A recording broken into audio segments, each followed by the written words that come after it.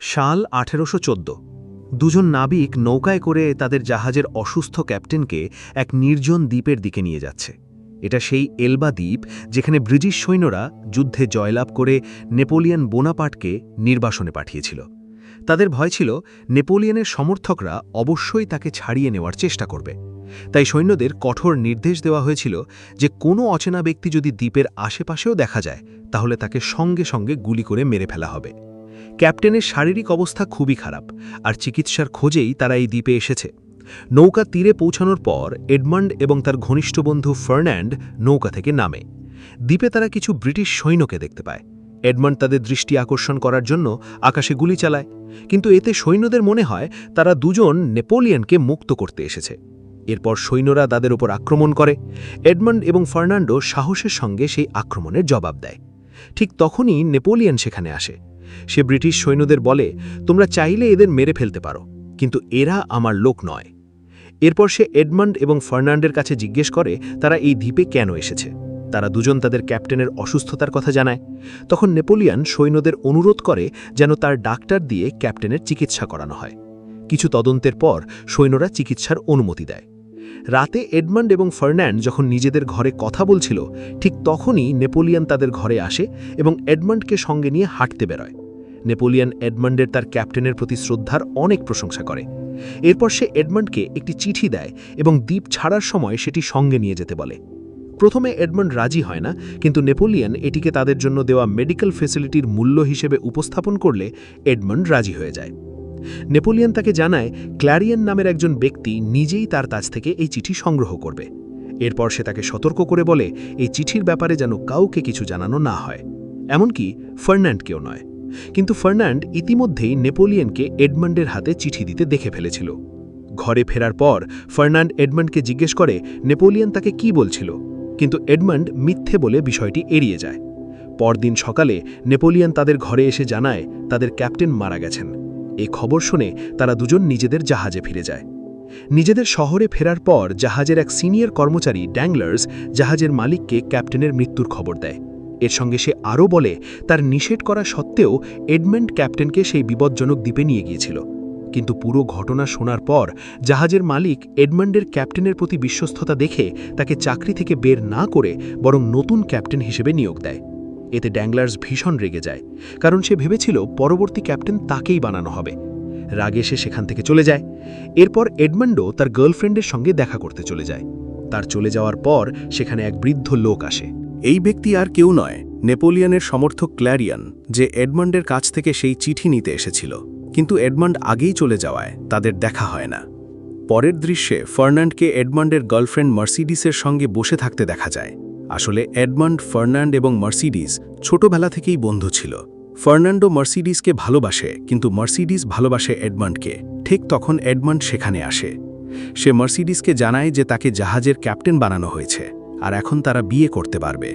এই কথা শুনে ফার্নান্ড ভিতরে ভিতরে হিংসায় জ্বলে ওঠে এবং সেখান থেকে চলে যায়। যখন সে নেশাগ্রস্ত অবস্থায় রাস্তা দিয়ে যাচ্ছিল, তখন ড্যাংলার্স তাকে নিজের কাছে ডাকে।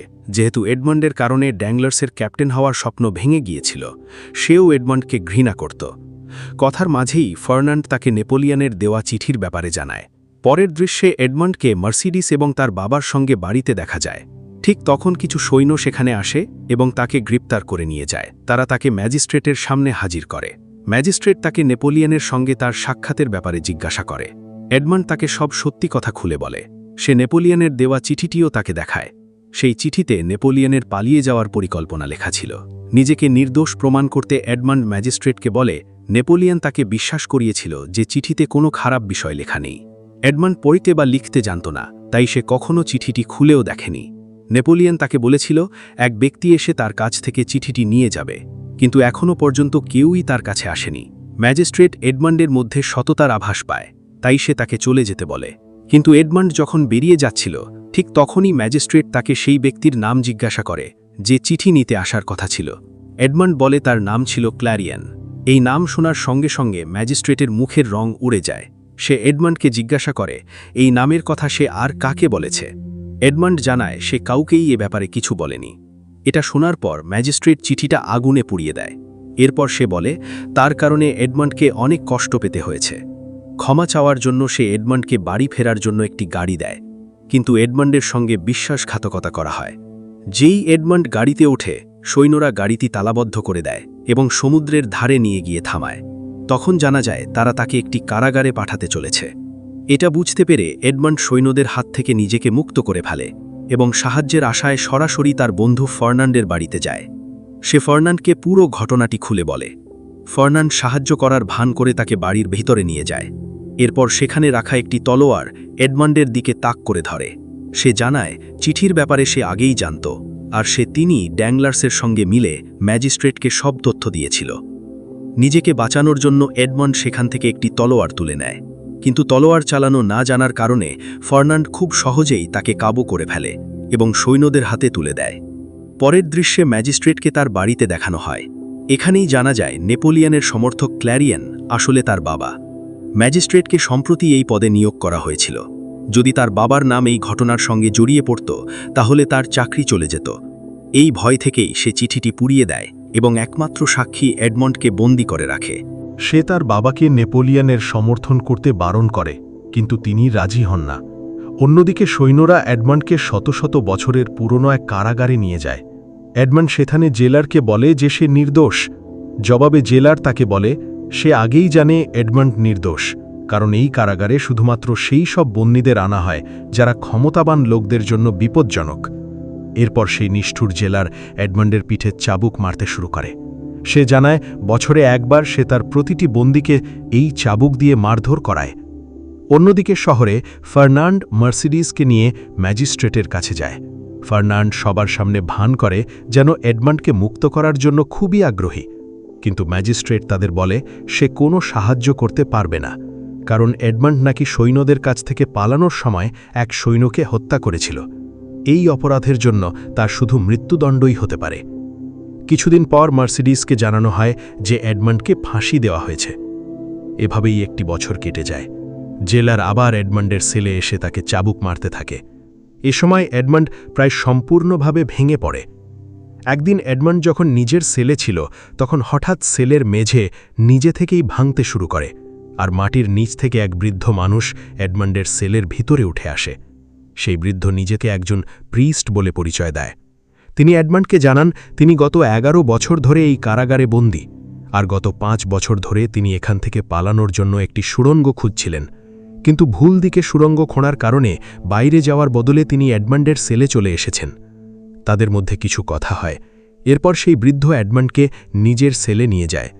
তিনি বলেন এখান থেকে বেরোতে হলে এবার তাদের অন্য দিকে নতুন করে সুড়ঙ্গ খুঁড়তে হবে, আর সেই কাজে প্রায় 8 বছর সময় লাগবে।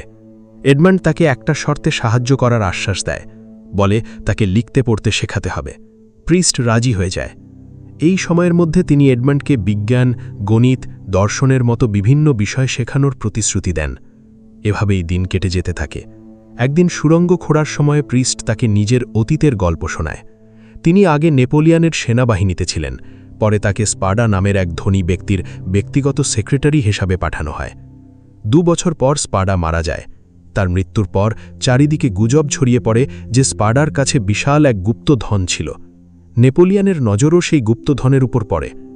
সে প্রিস্টের কাছে সেই গুপ্তধনের ব্যাপারে জানতে চায়, কিন্তু প্রিস্ট সত্যিই কিছু জানতেন না। নেপোলিয়ন তার কথায় বিশ্বাস করেনি, আর সেই কারণেই তাকে এই কারাগারে বন্দী করা হয়।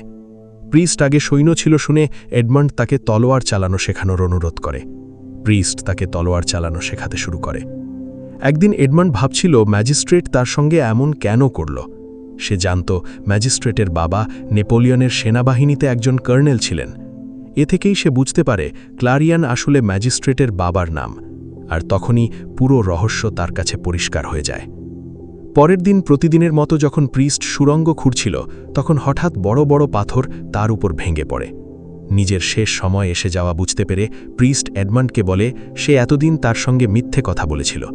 আসলে তার কাছেই স্পাডার গুপ্তধনের মানচিত্র রয়েছে। সে এডমন্ডের হাতে সেই গুপ্তধনের মানচিত্র তুলে দেয় এবং বলে এই সম্পদ যেন মানুষের ভালোর জন্য ব্যবহার করা হয়। ঠিক তখনই জেলের এক কর্মচারী তাকে খাবার দিতে এসে জানালায় ধাক্কা দেয়, কিন্তু প্রিস্ট খাবারের প্লেট নেওয়ার জন্য হাত বাড়ায় না। তখন সেই কর্মচারীর কিছু সন্দেহ হয়। সে দ্রুত অন্য সৈন্যদের খবর দিতে চলে যায়। এদিকে এডমন্ড সুড়ঙ্গের ভিতরে লুকিয়ে পড়ে। সৈন্যরা এসে প্রিস্টের মৃতদেহ কাপড়ে জড়িয়ে রাখে। কিছুক্ষণ পর জেলার সেই মৃতদেহ সরিয়ে ফেলতে আসে। তারা লাশটিকে সমুদ্রের ধারে নিয়ে যায়। অন্যদিকে জেলের এক সৈন্য এডমান্ডকে খাবার দেওয়ার জন্য তাকে ডাকতে থাকে, কিন্তু আশ্চর্যের বিষয় সেও কোনো দরজা খোলে না। যখন সৈন্যটি দরজা খুলে ভিতরে দেখে, তখন সেখানে প্রিস্টের মৃতদেহ পড়েছিল। আসলে এডমান্ড নিজেকে প্রিস্টের মৃতদেহের সঙ্গে বদলে ফেলেছিল। এটা দেখেই সৈন্যটি দ্রুত জেলারের দিকে দৌড়ে যায়। অন্যদিকে সৈন্যরা এডমান্ডের শরীর লোহার শিকল দিয়ে বেঁধে কে সমুদ্রের গভীরে ফেলে দিতে যাচ্ছিল। ঠিক তখনই সেই সৈন্য সেখানে পৌঁছে যায়। সে দূর থেকেই চিৎকার করে বলতে চেষ্টা করে যে এটা প্রিস্টের মৃতদেহ নয়, কিন্তু জেলার কিছুই শুনতে পায় না। জেলারের মনোযোগ অন্যদিকে দেখে এডমান্ড তার কাছ থেকে চাবির গোছা কিনে নেয়। ঠিক সেই মুহূর্তেই সৈন্যরা তাকে সমুদ্রে ফেলে দেয়, আর এডমান্ডের সঙ্গে সঙ্গে জেলারও সমুদ্রে পড়ে যায়। কষ্টে কষ্টে এডমান্ড চাবির সাহায্যে নিজেকে শিকল থেকে মুক্ত করে এবং পানির উপরে উঠে আসে। জেলারকে দেখামাত্র এডমান্ড তার উপর ঝাঁপিয়ে পড়ে। জেলার পালানোর চেষ্টা করলেও শেষ পর্যন্ত বাঁচতে পারে না। এডমান্ড তাকে পানির নিচে ডুবিয়ে ভয়ঙ্কর মৃত্যু দেয়। পরদিন সকালে এডমান্ডের ঘুম ভাঙলে সে দেখে সেই কারাগার থেকে অনেক দূরের এক দ্বীপে সে এসে পৌঁছেছে। খুশিতে সে দৌড়াতে শুরু করে। ঠিক তখনই সে সেখানে কিছু লোককে দেখতে পায়। তারা ছিল চোরা কারবারি। তাদের দলের নেতা এডমান্ডকে জানায় তাদের এক সঙ্গী জ্যাকোপো তাদের কাছ থেকে সোনা চুরি করে নিজের কাছে লুকিয়ে রেখেছিল, আর এই অপরাধের জন্য সে তাকে জীবন্ত কবর দিতে চায়। কিন্তু দলের কয়েকজন লোক এই সিদ্ধান্তের বিরোধিতা করছিল। এই কারণে সে সিদ্ধান্ত নেয় জ্যাকোপোকে এডমান্ডের সঙ্গে লড়তে দেওয়া হবে, যাতে তাকে আরেকটি সুযোগ দেওয়া যায়। দুজনের মধ্যে যে বেঁচে থাকবে তাকেই দলে নেওয়া হবে। এতে এডমান্ড প্রশ্ন করে, যদি সে জিতে যায় কিন্তু স্মাগলার হতে না চায় তাহলে কি হবে? তখন সেই নেতা বলে সেক্ষেত্রে তাকেও মেরে ফেলা হবে। এরপর এডমান্ড এবং জ্যাকোপোর মধ্যে ভয়ঙ্কর লড়াই শুরু হয়। শেষ পর্যন্ত এডমান্ড জিতে যায়, তবে সে জ্যাকোপোর প্রাণ রক্ষা করে দেয়। এরপর এডমান্ড দলের নেতাকে বলে জ্যাকোপোকে ক্ষমা করে দিতে, কারণ এতে তাদের দলে দুজন দক্ষ যোদ্ধা থাকবে। নেতা এতে রাজি হয়ে যায়। নিজের প্রাণ বাঁচানোর জন্য কৃতজ্ঞ হয়ে জ্যাকোপো এডমান্ডকে বলে মৃত্যুর আগ পর্যন্ত সে তার সেবা করবে। চোরা কারবারিদের সঙ্গে কাজ করতে করতে এডমান্ডের 3 মাস কেটে যায়। একদিন কাকতালীয়ভাবে তাদের জাহাজ এডমান্ডের শহরে এসে পৌঁছায়।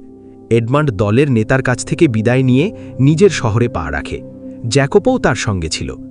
সে দেখে 13 বছরে সব কিছু বদলে গেছে। এমনকি যে শিপিং কোম্পানিতে সে কাজ করত তার নামও বদলে ড্যাংলার্স শিপিং কোম্পানি হয়ে গেছে। এই ড্যাংলার্সই সেই ব্যক্তি যে ফার্নান্দের সঙ্গে মিলে এডমান্ডকে ফাঁসিয়েছিল। এডমান্ড এরপর কোম্পানির পুরনো মালিক মিস্টার মরেলের সঙ্গে দেখা করতে যায়। অনেক বছর কেটে যাওয়ায় মরেল তাকে চিনতে পারেন না। এডমান্ডও নিজের আসল পরিচয় দেন না, বরং বলে সে এডমান্ডের বন্ধু। এরপর সে নিজের বাবার ব্যাপারে জানতে চায়।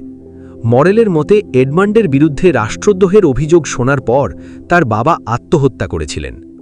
এডমান্ড এরপর জানতে চায় এডমান্ডের বিরুদ্ধে এই অভিযোগ কে তুলেছিল। মরেলের মতে যে ম্যাজিস্ট্রেট তাকে শাস্তি দিয়েছিল সেই তার বিরুদ্ধে এই অভিযোগ আনেছিল। এরপর সেই ম্যাজিস্ট্রেটের পদোন্নতি হয় এবং এখন সে প্যারিসে থাকে। এডমান্ড আবার মরেলের কাছে জানতে চায় তার এই অবস্থা কিভাবে হলো, কারণ তিনি তো একসময় বড় শিপিং কোম্পানির মালিক ছিলেন। মরেল তাকে জানান এডমান্ডের মৃত্যুর পর তিনি ডাংলার্সকে নিজের বিজনেস পার্টনার করেছিলেন, কিন্তু ডাংলার্স তাকে প্রতারণা করে পুরো কোম্পানির দখল নিয়ে নেয়। মরেল আরও বলেন এডমান্ডের মৃত্যুর মাত্র 1 মাস পর তার প্রেমিকা মার্সেডিজ ফার্নান্ডকে বিয়ে করে, আর এখন তারা প্যারিসেই থাকে। এটা শুনে এডমান্ড গভীরভাবে ভেঙে পড়ে। তারপর এডমান্ড জ্যাকোপোকে নিয়ে প্রিস্টের বলা গুপ্তধনের খোঁজে বেরিয়ে পড়ে। প্রিস্টের দেওয়া মানচিত্রের সাহায্যে তারা সেই গুপ্তধন খুঁজে পায়। গুপ্তধন এত বিশাল ছিল যে পুরোটা তাদের নৌকায় নেওয়ার মতো জায়গায় ছিল না, তাই যতটা সোনা তারা নিতে পারে ততটাই নিয়ে প্যারিসের উদ্দেশ্যে রওনা দেয়। প্যারিসে পৌঁছেই তারা প্রথমে একটি বিশাল প্রাসাদ কিনে ফেলে।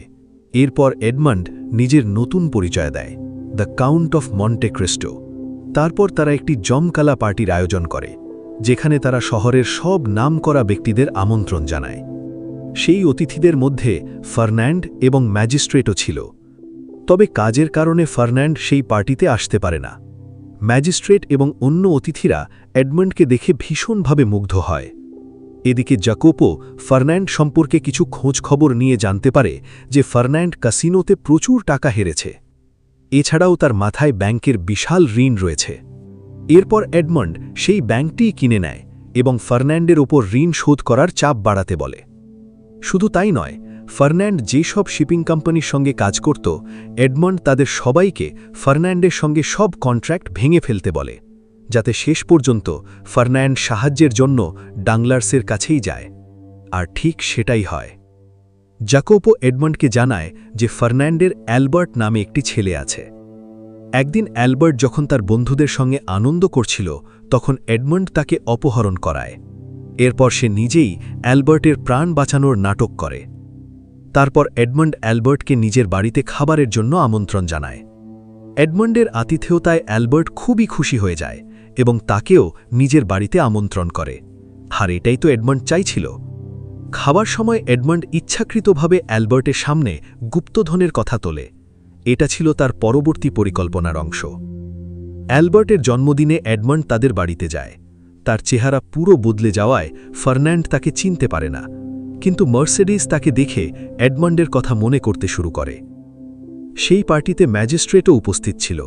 তাকে দেখে ফার্নান্ড অবাক হয়ে যায়, কারণ সে তো ম্যাজিস্ট্রেটকে আমন্ত্রণই জানায়নি। সে তাকে এ ব্যাপারে জিজ্ঞেস করতে যাচ্ছিল, ঠিক তখন এডমন্ড সেখানে এসে ম্যাজিস্ট্রেটকে নিজের সঙ্গে নিয়ে যায়। তখন জানা যায় ম্যাজিস্ট্রেটকে পার্টিতে আমন্ত্রণ করেছিল এডমন্ডই। এডমন্ড তাকে বলে তার একটি শিপমেন্ট আসতে চলেছে, আর সেটি পার করাতে তার সাহায্য দরকার। ম্যাজিস্ট্রেট এতে রাজি হয়ে যায়। ফার্নান্ড কিছুই বুঝতে পারছিল না যে এদের মধ্যে কি চলছে। সে ম্যাজিস্ট্রেটকে ছাদে নিয়ে গিয়ে সব জানতে চায়। প্রথমে ম্যাজিস্ট্রেট কিছু বলতে চায় না, কিন্তু যখন ফার্নান্ড বলে যে তার ছেলে এডমন্ডের মুখে কোনো গুপ্তধনের কথা শুনেছে, তখন ম্যাজিস্ট্রেট জানায় যে এডমন্ডের একটি শিপমেন্ট আসছে, আর এডমন্ড চায় সেটি যেন কোনো তল্লাশি ছাড়াই তার কাছে পৌঁছে যায়। তখন তারা দুজনেই বুঝে যায় সেই শিপমেন্টের মধ্যেই গুপ্তধন রয়েছে। এরপর তারা সেটি চুরি করার পরিকল্পনা করে। অন্যদিকে পার্টিতে এডমন্ডের নিজের চুলে হাত বোলানোর পুরনো অভ্যাস দেখে মার্সেডিস বুঝে যায় সে আসলে এডমন্ডই। এডমন্ড যখন সেখান থেকে গাড়িতে করে চলে যাচ্ছিল, তখন মার্সেডিস তার জন্য অপেক্ষা করছিল। সে এডমন্ডকে বলে ম্যাজিস্ট্রেট তাকে বলেছিল এডমন্ড মারা গেছে, কিন্তু এডমন্ড নিজেকে এডমন্ড বলে মানতে অস্বীকার করে। তবে সে মার্সেডিসকে জিজ্ঞেস করে এডমন্ডের মৃত্যুর খবর শোনার কতদিন পরে সে ফার্নান্ডকে বিয়ে করেছিল। এই প্রশ্নের উত্তরে মার্সেডিস কোনো উত্তর দিতে পারে না, মাথা নিচু করে নেয়। এডমন্ড তাকে বাড়ি পৌঁছে দেয় এবং বিদায় নেওয়ার সময় বলে তার নিশ্চয়ই ভুল হয়েছে, কারণ তার প্রেমিক এডমন্ড ডন্টেস অনেক আগেই মারা গেছে। পরের দৃশ্যে দেখা যায় এডমন্ডের শিপমেন্ট এসে গেছে। ফার্নান্ডের কথায় ড্যাংলার্স সেটি চুরি করার চেষ্টা করে। ঠিক তখন এডমন্ড সৈন্যদের নিয়ে সেখানে হাজির হয়। সৈন্যদের দেখে ড্যাংলার্স ভয় পেয়ে এডমন্ডের ওপর আক্রমণ করে, কিন্তু এডমন্ড তাকে হারিয়ে সেখানেই ফাঁসিতে ঝুলিয়ে দেয়। এরপর সে ম্যাজিস্ট্রেটের কাছে যায়। ম্যাজিস্ট্রেট তখন সনা রুমে স্টিম বাথ নিচ্ছিল। কথার মাঝেই এডমন্ড তাকে দিয়ে স্বীকার করিয়ে নেয় যে এডমন্ডের বিরুদ্ধে মিথ্যা অভিযোগ তিনিই তুলেছিলেন। শুধু তাই নয়, সে এটাও স্বীকার করে যে নিজের বাবা ক্ল্যারিয়েনকে ফার্নান্ডের হাত দিয়ে হত্যাও সেই করিয়েছিল। আসলে তার বাবা নেপোলিয়নের প্রতি বিশ্বস্ত ছিলেন, আর সে ভয় পেত এই কারণে সরকার তাকে চাকরি থেকে বের করে দেবে। ঠিক যখন সে সব স্বীকার করে, তখন সেই ঘরে লুকিয়ে থাকা সৈন্যরা এসে তাকে গ্রেপ্তার করে। এরপর এডমন্ড নিজের বাড়িতে ফিরে আসে। মার্সেডিস তখন আগেই সেখানে তার অপেক্ষায় ছিল। সে এডমন্ডকে বলে সে তাকে চিনে ফেলেছে, কারণ সেদিন বিদায় নেওয়ার সময় এডমন্ড বলেছিল এডমন্ড ডন্টেস মারা গেছে, অথচ মার্সেডিস কখনো তার পুরো নাম বলেনি। এডমন্ড তখন তাকে জিজ্ঞেস করে সে কেন তার জন্য অপেক্ষা করেনি। মার্সেডিস জানায় সে বাধ্য ছিল। সে এডমন্ডকে সব ভুলে নতুন করে জীবন শুরু করার কথা বলে। শেষ পর্যন্ত এডমন্ডও রাজি হয়ে যায়। মার্সেডিস যখন নিজের বাড়িতে ফিরে আসে, তখন দেখে ফার্নান্ড বাড়ি ছেড়ে পালানোর প্রস্তুতি নিচ্ছে। মার্সেডিস কারণ জানতে চাইলে সে জানায় পুলিশ তাকে গ্রেপ্তার করতে আসছে। সে মার্সেডিসকেও দ্রুত প্রস্তুত হতে বলে, কিন্তু মার্সেডিস তার সঙ্গে যেতে অস্বীকার করে। সে আরও জানায় অ্যালবার্টও তার সঙ্গে যাবে না, কারণ অ্যালবার্ট আসলে ফার্নান্ডের ছেলে নয়, বরং এডমন্ডের ছেলে। যখন মার্সিডিজ জানতে পেরেছিল এডমান্ডকে ফাঁসি দেওয়া হয়েছে, তখন অ্যালবার্ট তার গর্ভেই ছিল। শুধুমাত্র অ্যালবার্টের ভালো ভবিষ্যতের জন্যেই সে ফার্নান্ডকে বিয়ে করেছিল। এ কথা শুনে ফার্নান্ড রাগে পাগল হয়ে যায় এবং সেখান থেকে বেরিয়ে যায়। সে সরাসরি এক পুরনো ধ্বংসাবশেষে যায়, যেখানে ড্যাংলার্স এডমান্ডের কাছ থেকে চুরি করা গুপ্তধন এনে রাখার কথা ছিল। সেই ধ্বংসাবশেষে কিছু বাক্স রাখা ছিল। ফার্নান্ড ভেবে নেয় সেগুলোর ভিতরেই গুপ্তধন রয়েছে, কিন্তু বাক্স খুলে সে দেখে সেখানে শুধু মাটি ভর্তি। ঠিক তখনই এডমান্ড নিজের আসল পরিচয়ে তার সামনে আসে। এডমান্ডকে দেখে ফার্নান্ড হতবম্ব হয়ে যায়। সে তলোয়ার নিয়ে এডমান্ডের ওপর আক্রমণ করে, কিন্তু এবার এডমান্ড খুব সহজেই তাকে নিরস্ত্র করে ফেলে। সে এডমান্ডকে মেরে ফেলতে যাচ্ছিল, ঠিক তখনই অ্যালবার্ট সেখানে এসে পৌঁছায়। এডমান্ড তাকে এই লড়াই থেকে দূরে থাকতে বলে, কিন্তু অ্যালবার্ট কিছুতেই শুনতে চায় না। ঠিক তখনই মার্সিডিজ সেখানে এসে অ্যালবার্টকে জানায় তার আসল বাবা ফার্নান্ড নয়, বরং এডমান্ড। এই সবের মাঝেই ফার্নান্ড নিজের বন্দুকে কার্তুজ ভরার সুযোগ পেয়ে যায়। সে এডমান্ডের দিকে গুলি চালায়, কিন্তু ঠিক সেই মুহূর্তে জ্যাকোবো তার ওপর ছুরি দিয়ে আক্রমণ করে। ফলে তার নিশানা ভুল হয়ে যায় এবং গুলি মার্সিডিজের কাঁধে লাগে। এরপর ফার্নান্ড সেখান থেকে পালিয়ে যায়, কিন্তু প্রতিশোধের আগুন তখনও তার ভিতরে জ্বলছিল। তাই কিছু দূর গিয়ে সে আবার এডমান্ডকে মারার জন্য ফিরে আসে। এরপর তাদের মধ্যে ভয়ঙ্কর লড়াই হয়। শেষ পর্যন্ত এডমান্ড ফার্নান্ডকে হত্যা করে। শেষে এডমান্ড সেই কারাগারটি কিনে নেয়, যেখানে তাকে বন্দী করে রাখা হয়েছিল, যাতে ভবিষ্যতে আর কাউকে সেই যন্ত্রণা সহ্য না করতে হয়। এরপর সে শপথ করে গুপ্তধনের বাকি সমস্ত অর্থ মানুষের কল্যাণে ব্যবহার করবে। এখানেই মুভির গল্প শেষ হয়। ভিডিওটা ভালো লাগলে লাইক করবেন, চ্যানেলে সাবস্ক্রাইব করবেন আর বেল আইকন প্রেস করে রাখবেন নোটিফিকেশন পেতে।